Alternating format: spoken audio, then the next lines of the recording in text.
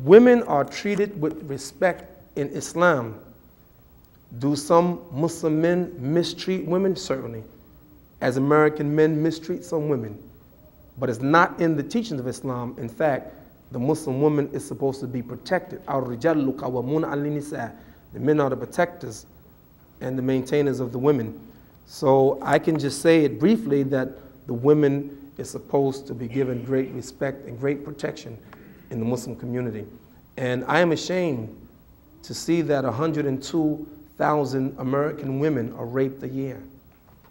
It's a shame how women are battered, and these shelters are filled with women who are battered by their husbands and by their boyfriends, beat up and killed. So hopefully that shouldn't happen in Islam. It doesn't happen in Islam. I hope it doesn't happen among some Muslims. I'm also embarrassed that this society has become so free that they parade their women naked, magazines. And right now there's been a lot of stings on the internet.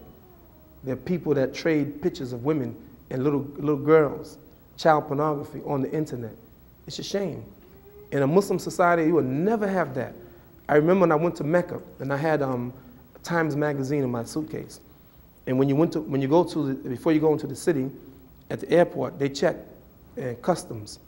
And I remember that the security guard took my Time magazine and he started going through it, tearing pages out, throwing the garbage, tore this page out, throwing the garbage. I said, "What you tear my magazine up for, man?" And realized that things that we take for granted, half-naked women in magazines, to them it's strange to see a half-naked woman in a magazine, so he was tearing it out. And I know that you call that censorship, censoring. I understand that, because I understand how Americans are about their freedom. And sometimes, you know, even freedom should have a boundary. وَتِلْكَ حُدُودُ اللَّهِ لَا تَعْتَدُوهَا. And these are the boundaries of Allah, don't go past the boundaries. So even in a democratic nation like America, there's got to be boundaries. There's got to be boundaries. And the question is, will those boundaries be set by man or set as we believe by Allah, the Lord of the worlds? As long as the boundary is set by man, he can change it. He can say one day, you're allowed to drink alcohol, and then the next day say you're not allowed to drink it, as the Constitution of the United States did with prohibition.